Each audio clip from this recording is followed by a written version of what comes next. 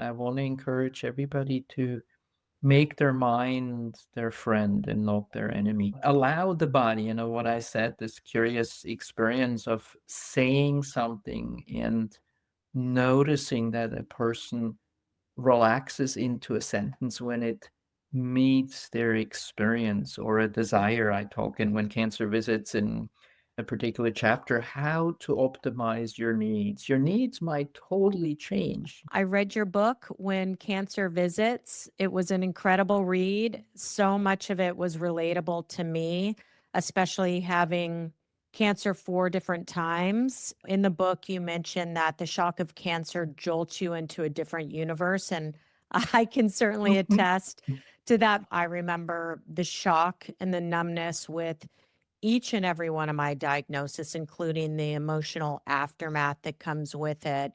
What really resonated was your approach to cancer, not just a medical condition, but you talk about the effects to the entire system, our thoughts, our emotions, and our body. Was there a moment, or maybe it was a patient story, that made it really clear to you how cancer can distress someone's nervous system?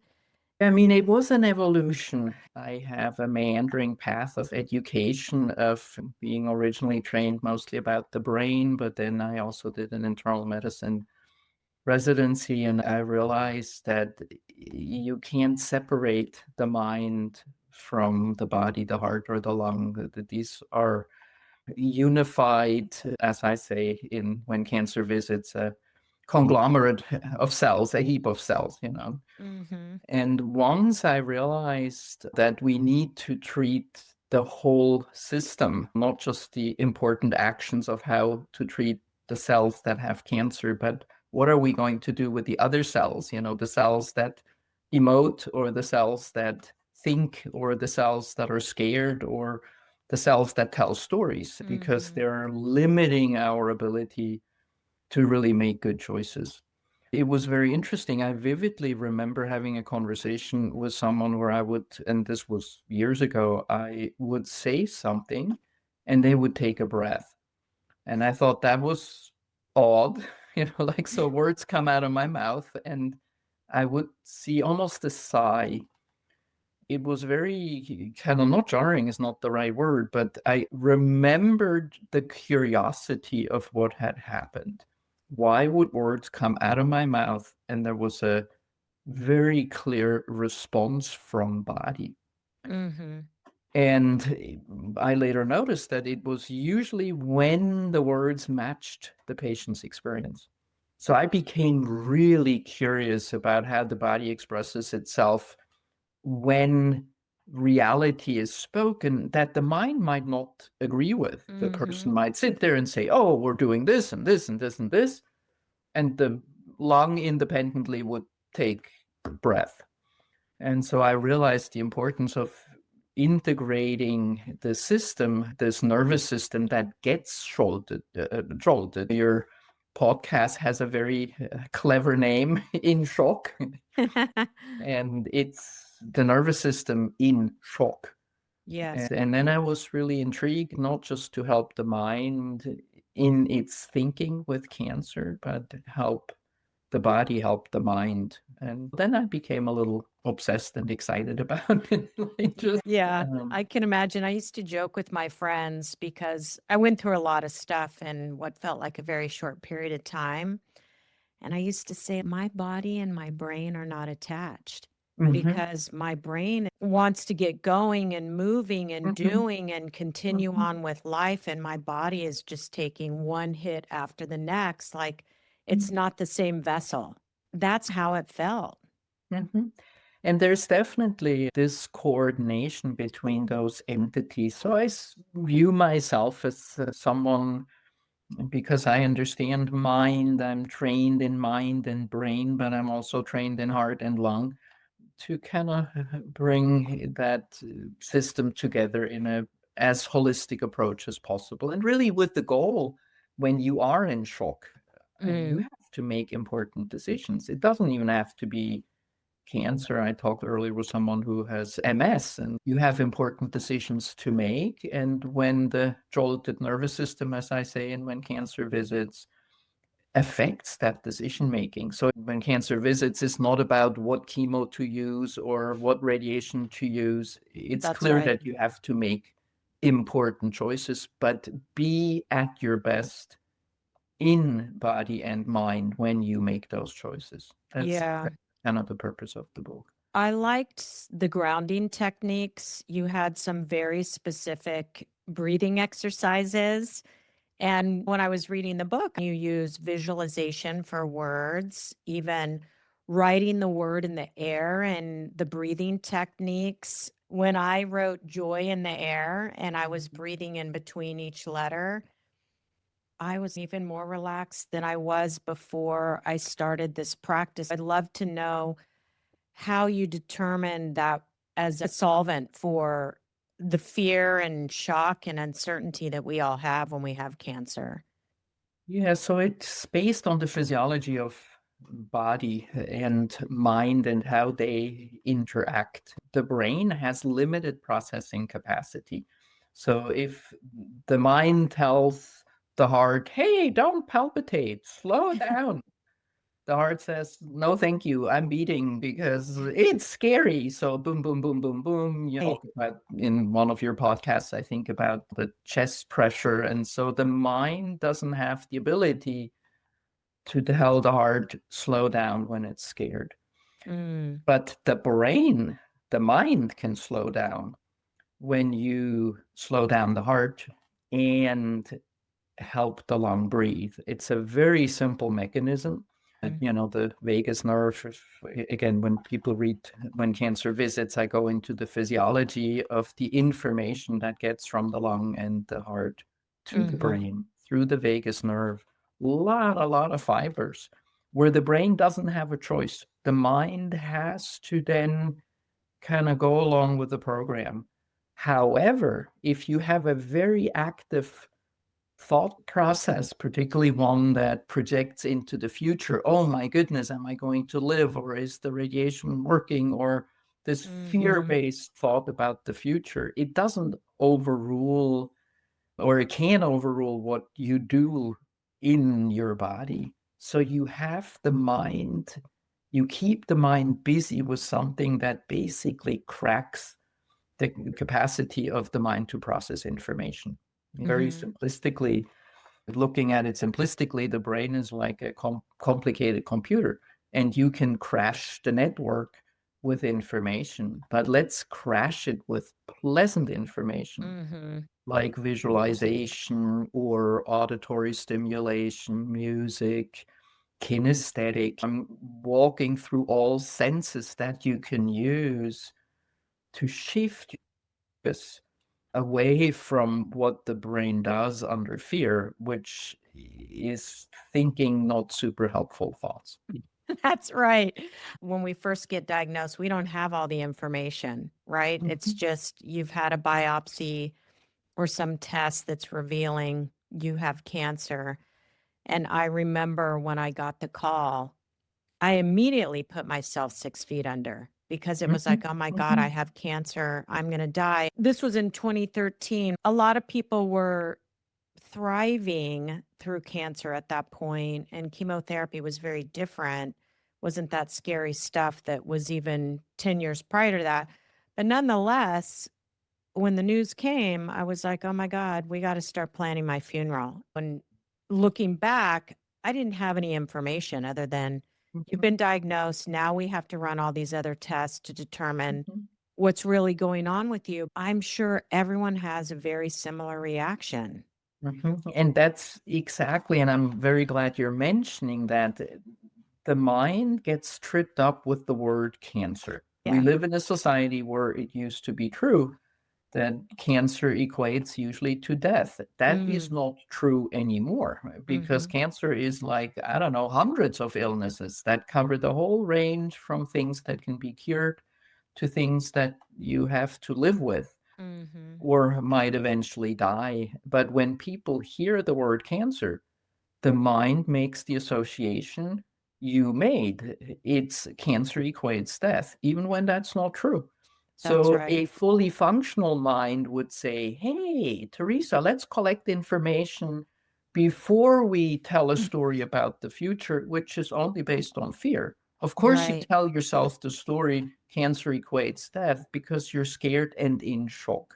Mm, And that was really motivating for me to write When Cancer Visits, is how can you be better friends with your mind? The mind is superb about writing poetry, and it's superb about designing how to build bridges, but it's not that useful in the space of uncertainty. mhm, When things are uncertain and a cancer diagnosis is uncertain, then the mind starts telling stories. In your situation, it told the story of death. mhm. But obviously, it wasn't based in the reality, because it is now 12 years later and we're having a conversation. Yeah, I had breast cancer twice. I had cancer on my lip and I had melanoma on my back. The breast reoccurrence felt different when the diagnosis was validated because I had felt something. It was when I went through treatment that I became extremely scared because I thought, what if this doesn't do it? You are working with people who are terrified and uncertain and overwhelmed. And sometimes that emotional weight can be much heavier than the original diagnosis. The thought of a recurrence can really trip you up. And I would say I fall into that bucket still today. When I go to the doctors for anything, I'm like, okay, is this going to be the day? Yeah, and there again, it's human. I sometimes only half jokingly said a dog wouldn't do what humans do. So if the dog loses a leg, it's going to hobble around on three legs. It doesn't think about how it lost the leg, and it won't Mm, think about the fact that it might lose another leg. Humans, they are very busy thinking about how it happened. Were they somehow, was it their fault? Did they eat the wrong thing? Did they live someplace where there were chemicals? Was it too much stress? So they are mentally very engaged in the past of how, to use the dog's example, how they lost the leg. But then even mm, worse, what you just demonstrated is they're thinking about, oh, this could come back and it'll kill me the next time. And mm, again, from a human nervous system perspective, that's very normal. But I want people in that situation to behave more like a dog, because if you do think about it's coming back, or how it's my fault, or attribute, if I now drink too much wine or do this or that, then it's really my fault when it comes back. All these causality associations that we don't mhm. know about, you're not helping yourself. You're really stressing the system. Right. So, how can we help the mind to not engage in something to that extent that doesn't help your illness, it doesn't help your treatment, it doesn't help your nerves, but it does something that humans, unfortunately, but sometimes do. It's called cognitive closure. The mind wants the story to end. The mind wants to create a story that has a beginning and a middle and an end. And it will tell that story not based on the reality of what happens in the heap of cells. Mm, Again, to use the image I'm using in When Cancer Visits. And so that's a very difficult tightrope to walk. You need mhm, your mind to make good treatment choices. And maybe sometimes you have to prepare for the future, or you want to optimize the future. You want to shift your odds. One chemo might be better than the other, or one preventive treatment might be more protective than the other. But at the end, whatever the mind presents in the story is usually based on fear and storytelling, and not on the reality of yourselves. Yes, Um, I would agree with that. There's an section where you talk about changing your focus, and we all get distracted whether you're going through something big or not. You have some exercises around focus. As soon as I read the chapter about reoccurrence, my heart rate went up. I was like, oh my God, I'm that person. I'm reading about myself right now. Mhm. And the exercises around focus I thought were really helpful. Can you share that with our listeners on what is that? Yeah, it's all an attempt at helping the system, including the nervous system and the mind and the heart, to be in the best possible state to handle adversity. The examples we give or you're talking about, they're all about adversity. And now with adversity, since we're not dogs, we have to we do focus on the past and we focus on the future to somehow appease this mind. That's often not very helpful. Mhm. And as I said, the brain has limited processing capacity since it is a complicated computer. So instead of focusing on what happened when you read the chapter about how do I deal with recurrence, it was almost like, I'm feeling that the fear of having that because your Yeah. mind engaged with an example in the future that could happen, Mhm. but you don't want it to happen. So you Correct. don't know if it's going to happen.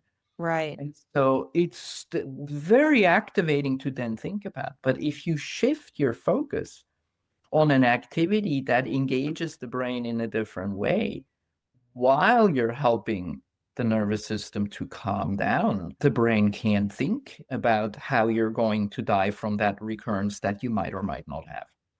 Right. And so it's really it's only using the brain's limitations to your advantage. And that's really what's really helpful about, in some ways, the simplicity of the system of the lung and the heart. They know how to coordinate, they know how to be in sync with each other, and they can really help the mind put a little distance from these very fearful thoughts, particularly when you engage it with other senses. Mhm. Thought is just one capacity of brain, but visualization or the imagination of visualization or the imagination of sound or experiencing sound. I don't think I talk about it in When Cancer Visits. If you listen to binaural beats, for example, while you're breathing, it's very confusing to the brain to have two different sounds go into two different ears that then it decides what kind of sounds are that, and I can't separate them, and but it's relaxing when I breathe, and it's Mm. impossible to think about a recurrence. So it's really using the brain's limitations to your advantage. Yeah, that makes sense. It probably requires some practice, right? I found what was really effective was writing the word. Like, Mhm, what is your word? What are you feeling? What are you thinking?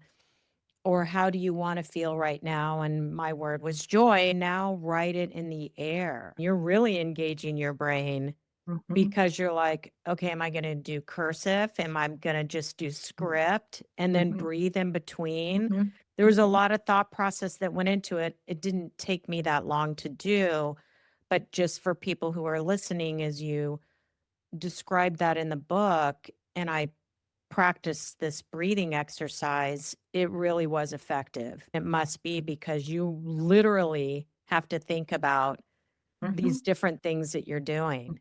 There's a complexity to it, but it makes physiologically and logically sense. I want to make sure that people don't hear just breathe and relax and everything will be good. It's Right. not about that. It's to put yourself in a state so you can then make difficult decisions. The Mm. other thing that the mind has a hard time with is you make decisions based on not knowing. So when you talked about yourself, it's like, so you're going for a surveillance test Mhm. and you might or might not have cancer. And then you're told if you take medication X, it lowers your risk, but you could still get a recurrence. So here you're taking a medication, you're having side effects, and it's an important thing to take because it lowers your risk sometimes quite massively of getting that recurrence. But God forbid you're one of the few people who takes the medications, has all the side effects, and still get the recurrence. Right. which And that's was my case. Another part of the book I loved is you talked about individualized treatment, and we're not Mhm. quite there yet, right? Treatment is designed for the masses. You talk about be thoughtful about the treatment plan that you choose and really understand what those side effects are. And we don't know if we're going to have side effects because we don't know how our body's going to react. But mine was very unhappy with the drug therapy that I went on, so much so that I experienced 3 minor strokes, some brain aneurysms, some liver failure. It was very scary because here I am trying to keep myself alive and Mhm. cancer free. And to your point, not only did all that other stuff happen, but unfortunately, I did have a recurrence for Mhm. breast cancer. But I wonder, will there ever be individualized treatment? Yeah, I mean, just think of the 9 billion people on Earth with very different physiologies, different ethnicities, different genetic makeup. And the research standard now is for various reasons see what works best for the biggest amount of people. Mhm. While also, I mean, more and more we have genetic tests and we can look at probabilities of cancer specific drugs working better on some genetic profiles than others, but that will never cover every individual need 9 billion people on earth at this point for various reasons. It's Right. very expensive. Yeah. It's also not possible to find a solution for everybody. So Mm. it's a combination of having in mind as a patient, am signing up for something that works for a big proportion of people. Otherwise, it wouldn't be available. But I might be the person for whom it doesn't work. And what do I do then? And that's Right. also a scary situation to be in. But it is true that more and more you can then look at the people who don't fit in that group and see, hey, do we have something for you? I mean, there was a Mhm. very sad article about Tatiana Schlossberg, JFK's granddaughter, who has an aggressive form of leukemia. And the way she described, she has resources to find a solution for her personally. And her physician was very dedicated to literally go all over the world and talk with colleagues about how to specifically help her because she has unusual mutation that has a high risk for this cancer to be aggressive. But Mhm. think on a range for the vast majority of people, that is not possible because they don't have the resources or the healthcare or Exactly. um, Yeah. but there is a trend wanting to individualize it. You talked about energy in the book, and something that I also leaned into acupuncture. Mhm. And I was having trouble breathing after the bilateral mastectomy. She also was performing cupping on my Mm. back. The acupuncture was huge for me. I didn't realize how much that changed the energy in my body. Yeah, I mean, in general, the approaches that we now call holistic, it used to be called alternative, and that's not a very good word because it's not an alternative to conventional treatment. It's an addition. Then they started using the word complementary, but that's not really Right. fair either because for some people it's the main treatment, and so now we call it holistic, and that is along the lines of really treating the whole of all these cells with Mhm. what is available to you. And there are traditions like China or India or also Europe that have been using things for century, millennia, that have a good track record but are hard to study. And so, in the conventional paradigm of needing a control group to see, hey, we're sticking needles in your foot and is it helping? What would be the control group of not sticking needles in your foot? People would know that I'm not getting acupuncture. The Mhm. research design for these holistic approaches are difficult to meet the standards of our Western design of quality control. But I'm all for trial and error as long as you don't hurt yourself. You know, Right. some people do things on both ends of the spectrum, natural or not natural, that comes at a price. And you just need to be cognizant about the price. There's an upside of what you're doing, but it often comes with a downside. Sure. Yeah. At what point do patients come to see you typically? Yeah, it's kind of a collaborative effort. I am closely connected to oncologists or radiation oncologists, surgeons, less so, more so oncologists and radiation oncologists that just know what I do. And so it's Mhm. a relationship that at this point, decades old. And it's a wonderful collaboration of saying, hey, we're doing these more mechanistic things. Can you keep their nervous system calm? So what we're doing on the radiation end or the oncology end can be as effective as possible. So they know, Mhm. and it's kind of word of mouth. And it's also become more obvious that when people are agitated, that they might say no to treatments that might be helpful to them or say yes to treatments that are actually not helpful to them based on this activation of their fear. So my job is to kind of do the dial down of the nervous system. So the oncologist and the surgeon and the radiation oncologist can do their job. Yeah, your mind has to be in the right place to be able to Mhm, make those decisions. They always say, don't make any big decisions right mhm, now because you aren't thinking clearly. I invited a lot of my friends to the army of appointments that I had because of the rapid heart rate in those appointments. And mhm, just even learning things at every single doctor's appointment gives you solace in some of it, anxiety in others, because now it's getting closer to you've got to make that mhm, big decision. For me, do you want to take a little bite out of your breast? The recommendation is to remove both breasts since my grandmother had breast cancer. So it was mhm, good to have friends there mhm, who were thinking more logically and could mhm, help me evaluate these different mhm. options. But I could have benefited from your approach to calm the nervous system. And I always tell people also to record it. So it's definitely good to take listening ears. And in addition to the listening ears, most physicians are okay these days if you say, hey, I can't process what you're telling me.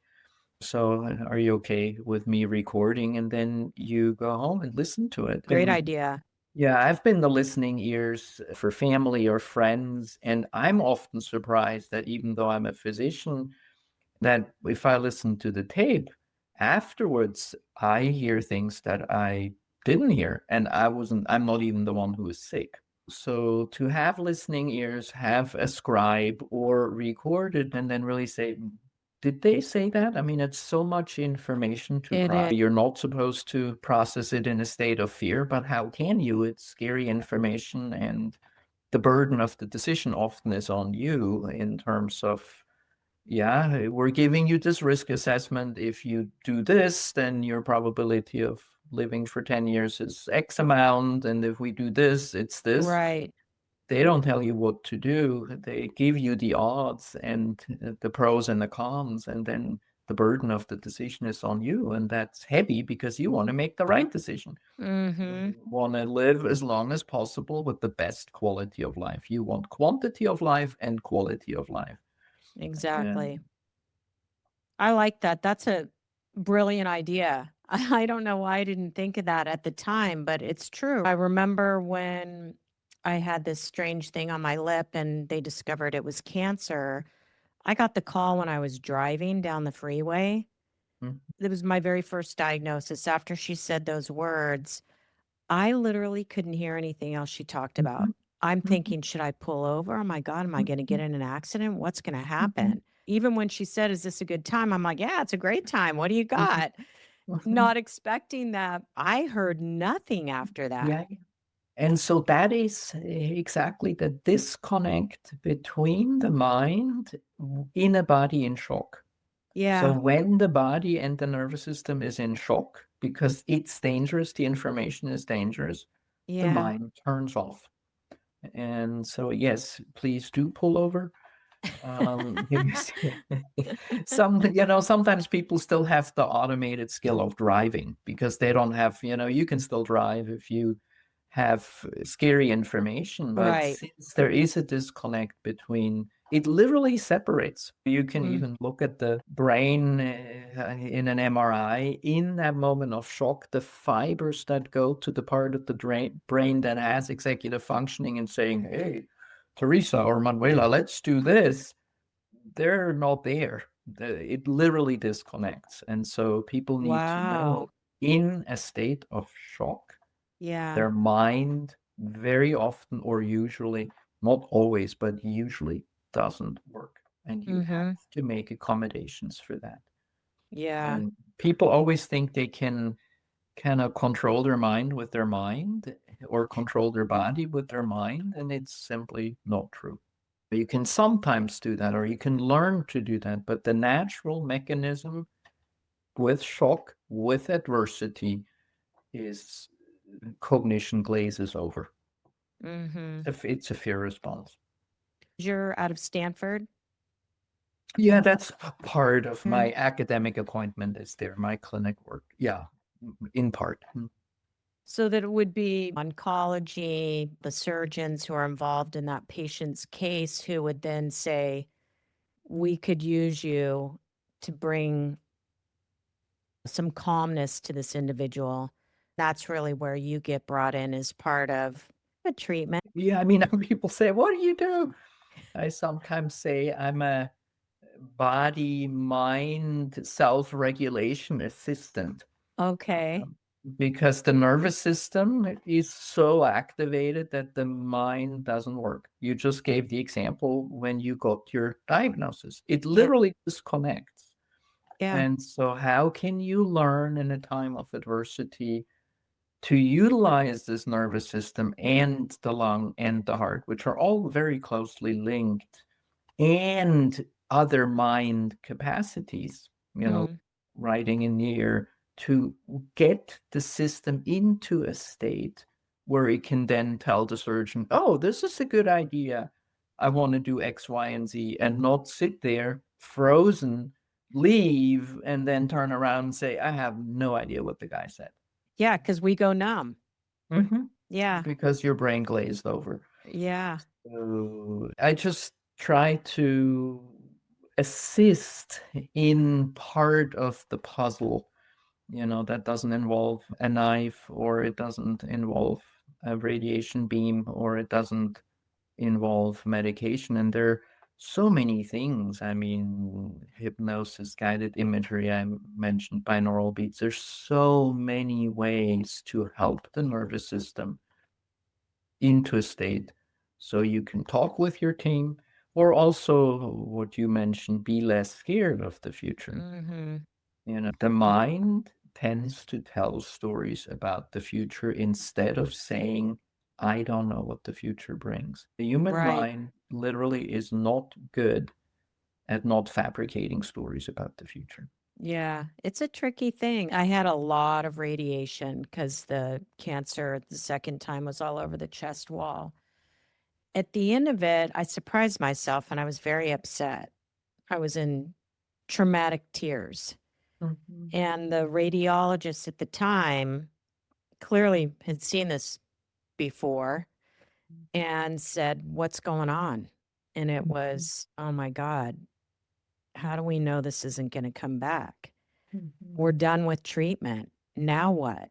I've Mhm. been living this for 3 solid months, but there was this gigantic fear that I never expected until she said, "You're done and you get to ring the bell." And I was like, "That sounds awful." Yeah, yeah, No yeah. one's protecting me anymore, Mhm. right? And I'm glad you mentioned that because during treatment, people often feel like they're doing something, they're Yeah, taking action, they're doing something, to get rid of the cells they don't want in their system. right. But then when you're in the surveillance phase afterwards, it's like you're not actively doing something to not have cancer cells in your system. I mean, unless you're on some maintenance therapy, Right. which particularly with breast cancer is very common these days, depending on what kind of cancer, what stage. Right. Yeah, again, I want to remind people that it is a broad range. Cancer is literally hundreds of illnesses, some of which are curable and some of which are unfortunately not curable and might kill you. And that is a very difficult space to navigate because you don't know which one you are going to be at the beginning. So your Mm-hmm. mind might go to, I'm probably on the devastating end, which would happen to you. Right. But sometimes people also go on the opposite side, say, oh, everything will be fine when things won't be fine. Right. So it's a tricky space to navigate, but I want to encourage everybody to make their mind their friend and not their enemy. Allow the body, what I said, this curious experience of saying something and noticing that a person relaxes into a sentence when it meets their experience or a desire. I talk in When Cancer Visits in a particular chapter how to optimize your needs. Your needs might totally change. Maybe you were someone who was always super excited about hanging out with friends and you are an extrovert and you're social, and all of a sudden it's not true and you're on the opposite end of the spectrum.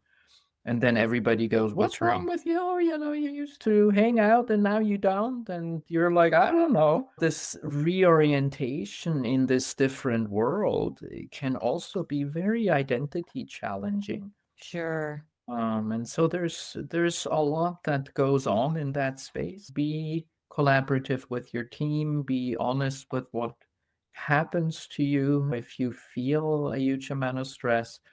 These days, most oncologists and radiation oncologists and surgeons know, like what you described with your chest wall recurrence, they know. And so that's where I come in. I laughingly say When Cancer Visits that people say, go see Kogan. And they show up is like, why am I here? I'm like, well, someone told you go see Kogan. Because you have a visitor and we're going to Yeah, talk about it. exactly. Yeah. Well, and I want to remind people, the approach of having, being a heap of cells. The minority of your cells are cancer cells, even if you have metastatic illness. So Mm, please remember that you have billions of cells that need your attention and want to stay healthy and can help you with other functions. People tend to focus on cancer cells. Vast majority of your cells are perfectly healthy and they want to function. So help them to function. that's great. If someone is just being diagnosed or going through this for the first time, what's something that you would want them to know? Be as kind as possible to yourself and use as few shoulds, no shoulds in the space of cancer. I always say, focus on what you can do and what you want to do, sometimes must do. You still need to pay your rent, but don't say, Yeah. oh, I should exercise or I should eat healthier. If I had eaten healthier, I would blah, blah, blah. So again, storytelling, manageable units in the space of health. What can I do today? Yeah, maybe I want to climb Kilimanjaro, but I can barely make it around the block. And don't say I should be able to do something. Be kind and realistic about what you can do, what you want to do, and see if there are manageable units in the space of health that you can stay connected to Mm-hmm. and not only focus on the scary part of your existence. No Awesome. shoulds, no shouldism. It would Yeah. be simple. When I Yeah. read the book, I was Mhm. like, ooh, catch Mhm. yourself. That's Yeah. not a word you should be using. Yeah, yeah. There it is again. I know. Guys in the group, I have everybody, call each other out. Oh, there it is again. And so, Yeah. I think we use it a lot. I've caught myself. And it's an expectation of the mind to do something that decision making, you do need your mind for complicated decisions and scary decisions, but cannot cannot tackle the bullying part of your mind.